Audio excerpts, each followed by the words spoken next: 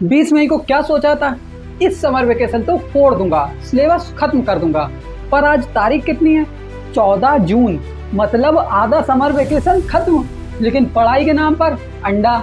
अब तुम्हें तुम्हारे घर वाले, मम्मी पापा, भाई बहन सब ताने दे रहे होंगे कि तू पढ़ ना, गर्मी की छुट्टियां निकल चुकी, तू पढ़ेगा कब? क्योंकि तुम तो अभी तक पढ़ ही नहीं रहते। अब तुमको डर भी लग रहा है कि आधी समर वेकेशन निकल चुकी है, गिल्टी फील हो रहा है, और साथ ही साथ डर लग रहा है कि मंथली टेस्ट में क्या होगा स्कूल के।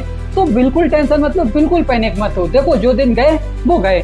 अब आगे कैसे इस गेम को पलटना है, ये अगले 5 मिनट में सुनो। So hi everyone, my name is Aditya, और आज ऐसे 5 टिप्स हैं जो कि अगर तुम क्लास 10th में समर वेकेशन में अब फॉलो करते हो ना, तो तुम गेम पलट सकते हो। तो ये कौन से टिप्स हैं, आइए समझते हैं। देखिए, ये जो हमारा फर्स्ट टिप और फिफ्थ टिप है, ये दोनों आपस में कनेक्टेड हैं। इनको बाद में समझेंगे लास्ट में, पहले हम लोग सेकंड, थर्ड और फोर्थ को समझ लेते हैं।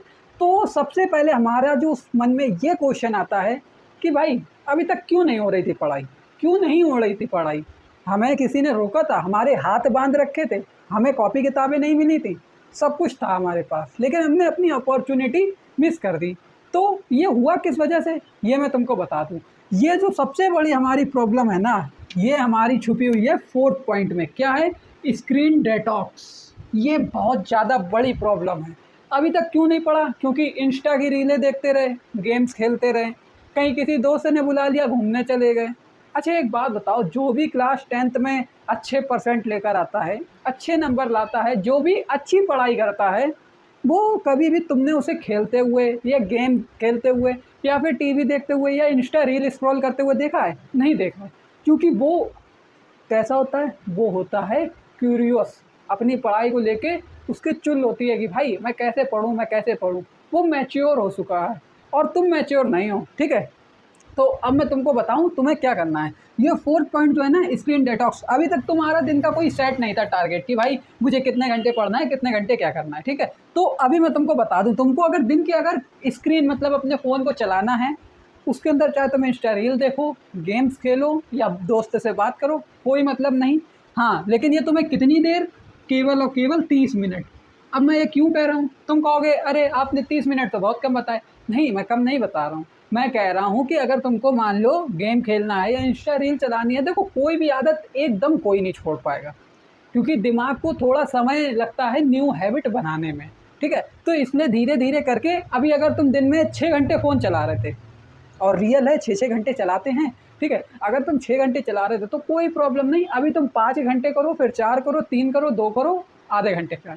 मतलब जितना फ़ोन से दूर रह सको उतना दूर रहो। अब तुम कहोगे फिर मैं लेक्चर्स कैसे देखूँ फ़ोन पे? तो लेक्चर्स का टाइम अलग है, ये तुम्हारी केवल इंस्टा रील और गेम्स खेलने के लिए है। अगर तुम यूट्यूब लेक्चर्स देखते हो तो उसका टाइम इसमें नहीं जोड़ा जाएगा, ओके? वो अलग है, वो तो तुम्हारी पढ़ाई से रिलेटेड है ना, उसमें तुम्हें कुछ करना ही नहीं है, ठीक?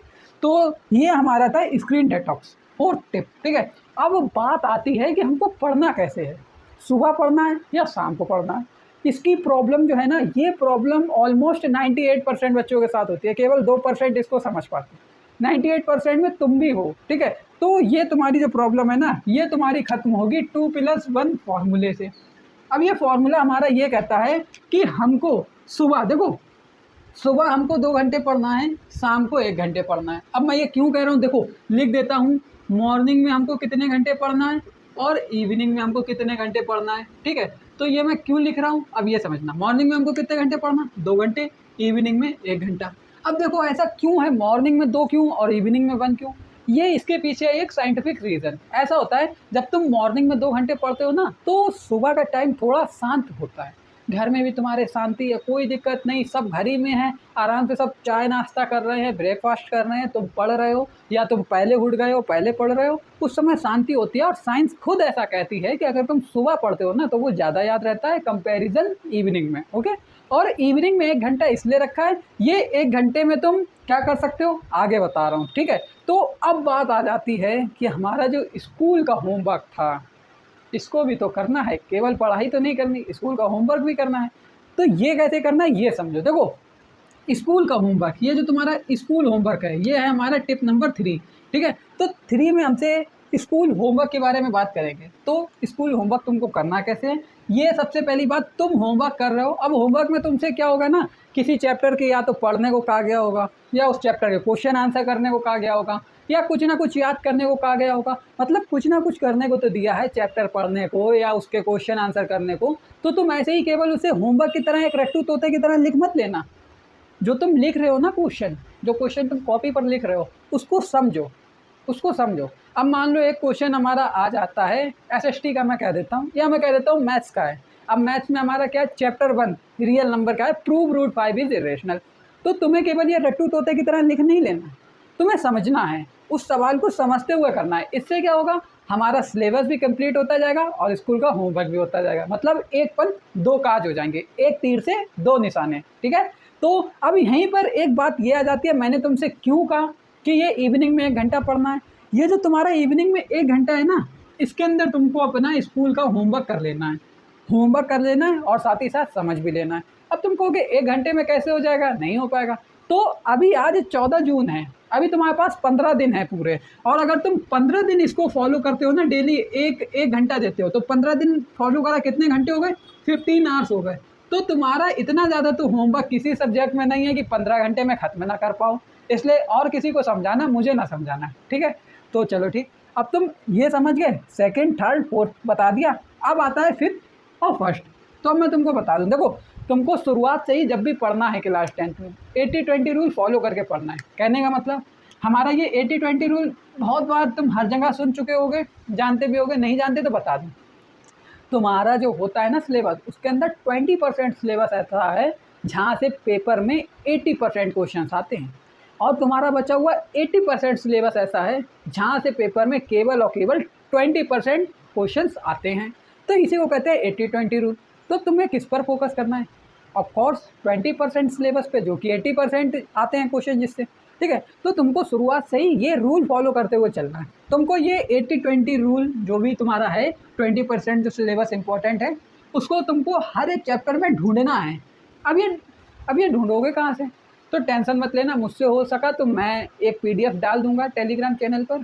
ठीक है, नहीं हो और डाल तो मैं दूंगा ही, बट अगर मान लो मैं नहीं, अभी नहीं हो पाया, बाद में डाला और अभी कोई बच्चा देख रहा है, तो वो ऐसा करे, जब भी चैप्टर पढ़े ना, तो उसके अंदर उसे जो भी इंपॉर्टेंट लगे, जो भी PYQ में 1-2 बार रिपीट हुआ हो, उसे वो टिक कर दे। वो 20% सिलेबस ही है। ठीक है, तो ऐसे तुम 20% सिलेबस अपना देख लो। अब बात आती है फिफ्थ पॉइंट की। अब ये इससे कनेक्टेड क्यों था ये मैं बता दूं। अब ये है पॉइंट टेबल। पॉइंट टेबल से मेरा मतलब ये है, एक तुम ले लो कागज़ का पन्ना, ठीक है, एक कागज़ का पेज ले लो। ये कागज़ के पेज पे तुम आराम से लिख लो। क्या लिख लो कि मुझे अगले 15 दिन में जो बचे हैं समर वेकेशन में, 15 दिन में इनमें क्या क्या करना है, कितने चैप्टर्स कंप्लीट करने हैं, किस सब्जेक्ट में कितना क्या करना है। इसके अंदर तुम ऐसे ऐसे ऐसे ऐसे सब लिख लो। तुमने इसमें सब कागज़ में लिख लिया। अब लिखने के बाद तुम्हें पूरे पे फोकस नहीं करना है।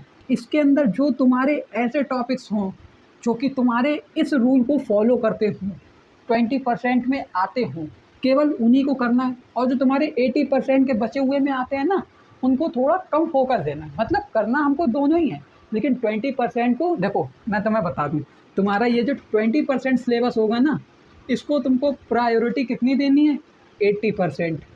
और ये जो तुम्हारा 80% सिलेबस होगा ना, इसको तुमको प्रायोरिटी कितनी देनी है, 20%। मतलब तुमको पढ़ने में भी 80-20 का रूल लगा देना है।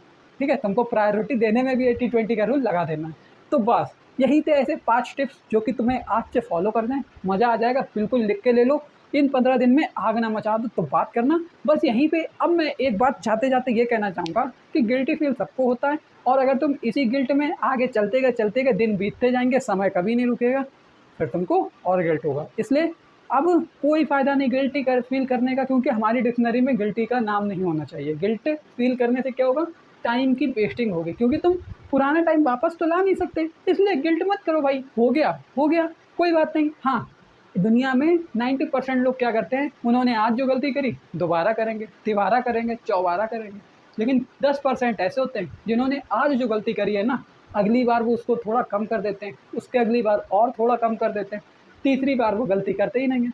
फिर वो मैच्योर हो जाते हैं, उनको सब पता लग जाता है कि हाँ ये गलती मुझे नहीं करनी। तो तुम भी ऐसा करो। तुम्हें ये समर वेकेशन आधी बर्बाद कर दी, कोई प्रॉब्लम नहीं, अब आगे से अगर विंटर वैकेशन आए तो उनको बर्बाद मत करना, या कोई भी हॉलीडे पड़े, स्कूल की छुट्टी हो जाए तो उन्हें बर्बाद मत करना, ठीक है? तो गिल्टी फील नहीं करना है, बिल्कुल फ्री होकर पढ़ो, और कोई भी प्रॉब्लम हो मुझे बस कमेंट कर देना, मैं तुम्हारा बड़ा भाई हूँ, मैं तुम्हें सब कुछ बताऊँगा, लाइन बाय लाइन ना बताऊँ तब तुम मुझसे कहना। ओके, तब तक के लिए बाय।